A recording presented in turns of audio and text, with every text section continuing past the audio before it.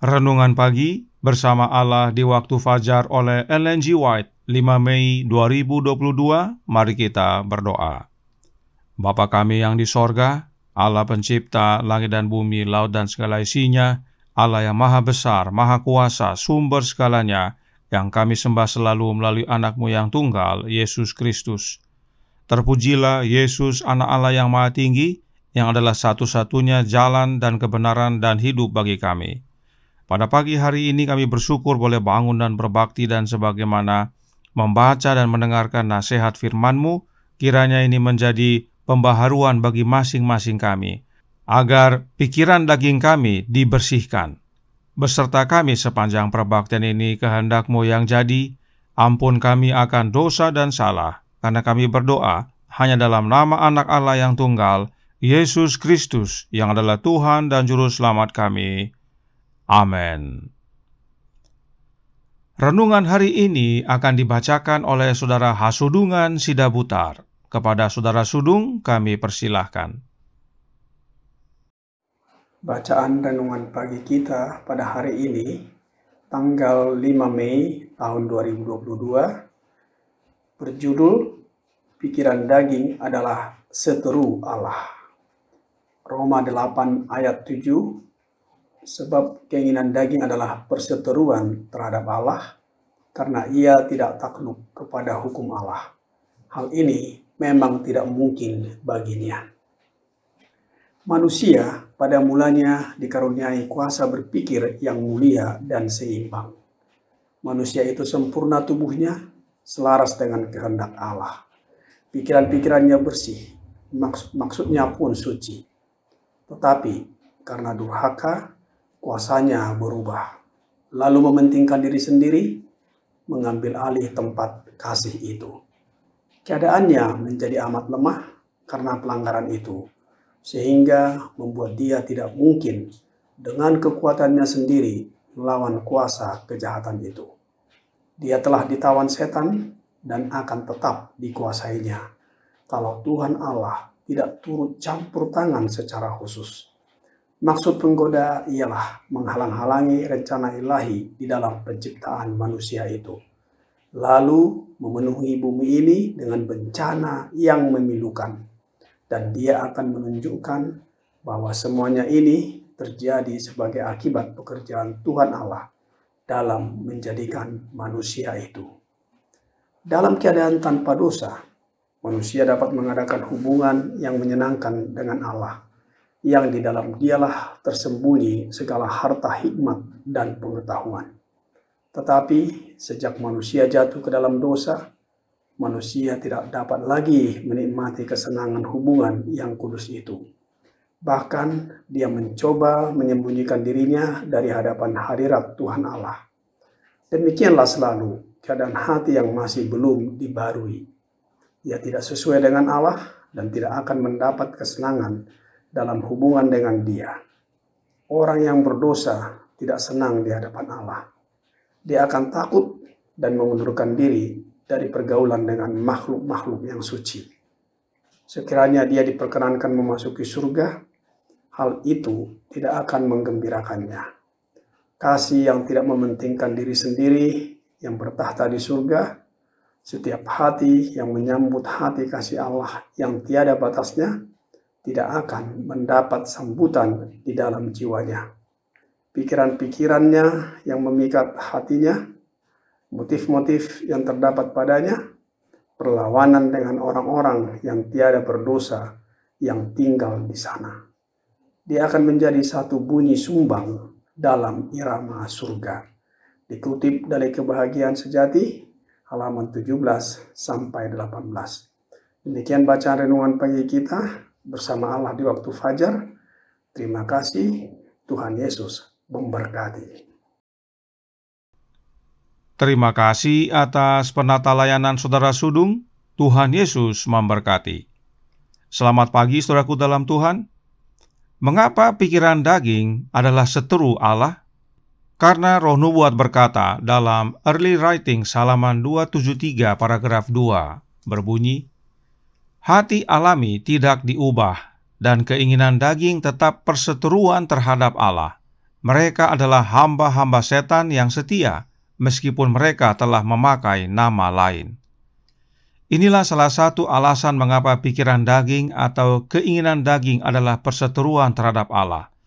Sebab mereka yang belum alami perubahan hati, maka mereka menjadi hamba-hamba setan. Dan jika sudah menjadi hamba setan, sudah pasti menjadi musuh Allah. Apalagi, kita baca Messages to Young People halaman 274 paragraf 2. Dikatakan, pikiran daging menolak kebenaran, tetapi jiwa yang bertobat mengalami perubahan yang luar biasa. Roh Nubuat berkata bahwa Allah adalah sumber kebenaran, sementara pikiran daging atau keinginan daging menolak kebenaran. Artinya, keinginan daging menolak Allah. Berikutnya, dalam Life Sketches of Ellen G. White halaman 350 paragraf 4 menyatakan, hati terbagi, pikiran daging mendambakan kesesuaian, kesamaan dengan dunia dalam banyak hal, sehingga tanda pembedaan dari dunia hampir tidak dapat dilihat. Pikiran daging atau keinginan daging pasti inginnya untuk sama dengan dunia, sehingga meski mengaku umat Allah, tetapi kehidupannya serupa dengan dunia, sulit untuk dibedakan. Padahal, Yakobus 4 ayat 4 berkata, persahabatan dengan dunia adalah permusuhan dengan Allah. Karenanya jelas bahwa keinginan daging atau pikiran daging adalah perseteruan terhadap Allah. Lalu, apakah kita masih punya harapan? Oh, masih, saudaraku dalam Tuhan. Roh Nubuat menyatakan dalam Kemenangan Akhir halaman 488 paragraf 3, berbunyi, sebab keinginan daging adalah perseteruan terhadap Allah, karena ia tidak takluk kepada hukum Allah. Hal ini memang tidak mungkin baginya. Roma 8 ayat 7. Tetapi, karena begitu besar kasih Allah akan dunia ini, sehingga ia telah mengaruniakan anaknya yang tunggal, agar manusia boleh diperdamaikan dengan Allah. Saudaraku dalam Tuhan, oleh pikiran atau keinginan daging, manusia menjadi terpisah dari Allah, menjadi seteru Allah. Namun, inisiatif untuk bersatu kembali bukan datang dari manusia, tetapi dari Allah. Allah mengaruniakan anaknya yang tunggal untuk menjadi korban pendamaian, agar kita dapat diperdamaikan kembali dengan Dia. Demikian juga untuk membersihkan pikiran dan keinginan daging dalam kehidupan kita perlu Yesus. Jadi, untuk bersatu kembali dengan Bapa, kita perlu Yesus, dan untuk membersihkan pikiran atau keinginan daging kita perlu Yesus. Roh Nubuat berkata dalam Pacific Union Recorder, Agustus 28 tahun 1902, paragraf 6, iman kita tidak sebanding dengan terang yang Allah berikan kepada kita. Alasan untuk hal ini adalah bahwa keinginan daging, yang adalah perseteruan terhadap Allah, belum dibersihkan. Ketika hati kita dikosongkan dari semua keegoisan dan dibersihkan oleh Roh Kristus, kita akan menjadi bejana yang memenuhi syarat untuk digunakan oleh guru.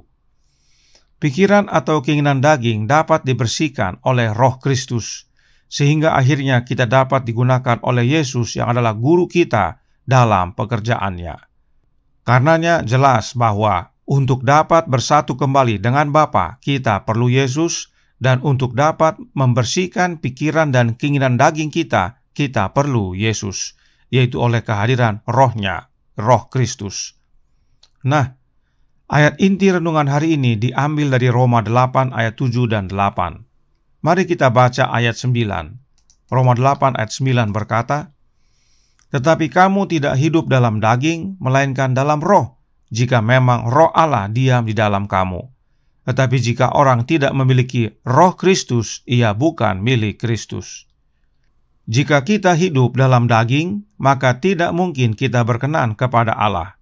Kita jadi seteru Allah. Oleh karena itu, kita dinasihatkan untuk tidak hidup dalam daging. Bagaimana caranya? Dengan menerima Roh Allah diam di dalam kita. Lalu, bagaimana juga caranya Roh Allah diam dalam kita?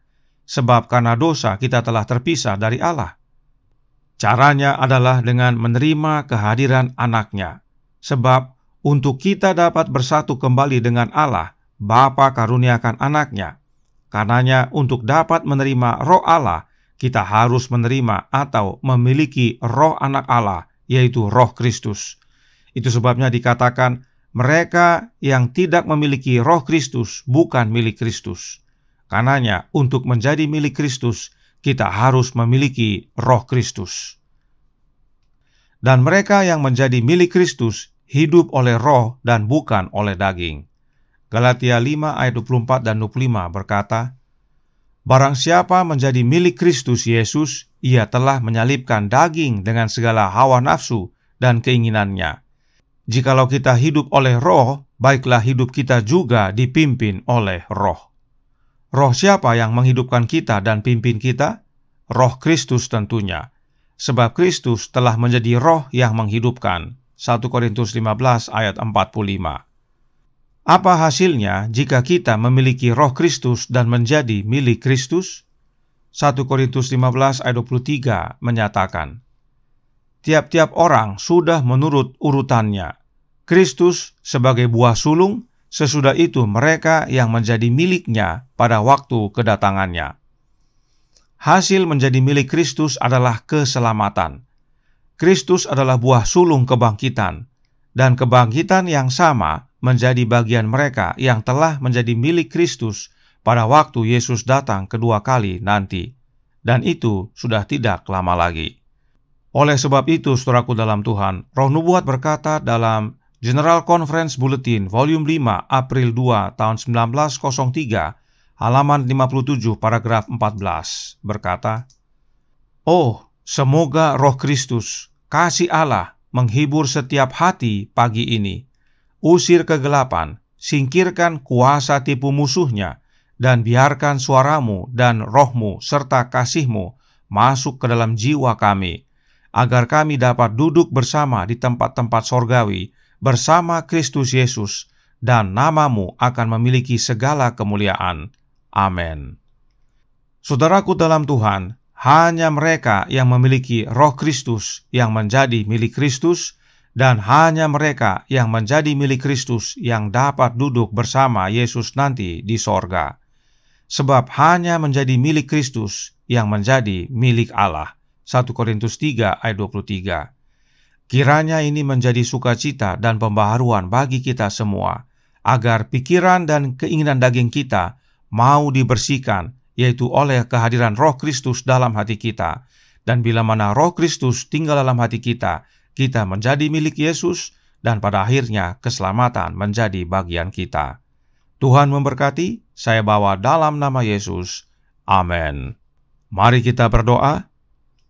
Bapa kami yang di sorga, Allah pencipta langit dan bumi, laut dan segala isinya, Allah yang maha besar, maha kuasa, satu-satunya Allah yang benar, yang kami sembah selalu melalui anak-Mu yang tunggal, Yesus Kristus.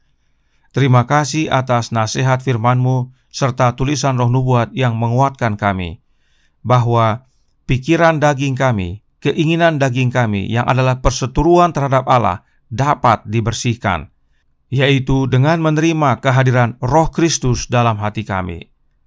Kristuslah yang dapat membersihkan hati dan pikiran kami. Karenanya tolong kami ya Bapa, curahkan roh anak-Mu dalam hati ini, bersihkan kami ya Yesus, ubahkan hidup kami, agar bila mana Engkau datang yang kedua kali, kami semua layak menerima keselamatan yang Engkau telah sediakan. Beserta kami sepanjang hari ini kehendak-Mu yang jadi, ampun kami akan dosa dan salah, karena kami berdoa hanya dalam nama anak Allah yang tunggal, Yesus Kristus, yang adalah Tuhan dan Juru Selamat kami. Amin.